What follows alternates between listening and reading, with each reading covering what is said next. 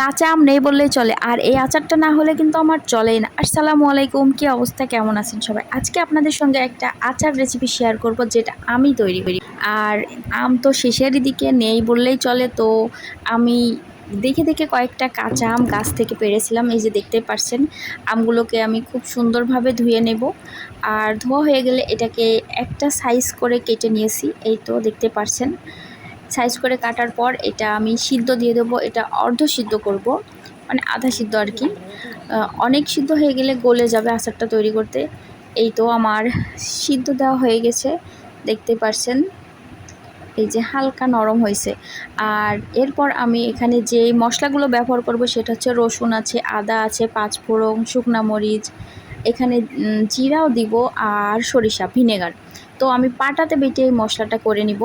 দেখতে পাচ্ছেন, চুলাতে একটা পাত্র বসিয়ে তাতে সরিষার তেল দিয়ে নিয়েছি, আর এর মধ্যে আমি পাঁচফোড়ন দিয়েছি, তেজপাতা, কিছু শুকনা মরিচ, আর এখানে যে বাটা মশলাটা সেটা দিয়ে নিয়েছি।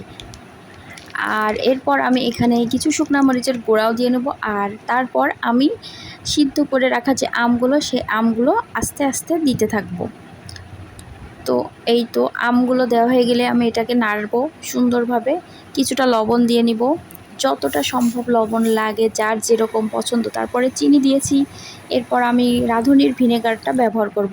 আর এই ভিনেগার দেওয়ার ফলে আচারটা অনেক দিন সংরক্ষণ করা যায়, কারণ এই বছরে আচার দিয়ে আমি সামনের বছর পর্যন্ত খেয়ে থাকি। আর এই ভিনেগারটা দেওয়ার জন্য আচারটা খুবই ভালো থাকে।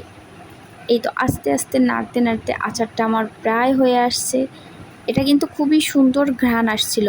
এই তো দেখতে পাচ্ছেন আচারটা একদমই হয়ে আসছে। এরপর আমি চুলা থেকে আচারটা নামিয়ে নিয়ে পাঁচফোড়ন তেলে গুঁড়ো করে দেব, কারণ এই পাঁচফোড়ন গুঁড়ো করে দেওয়াতে এত ভালো ফ্লেভার আসে, মানে কি বলবো, খুবই ভালো লাগে খাইতে।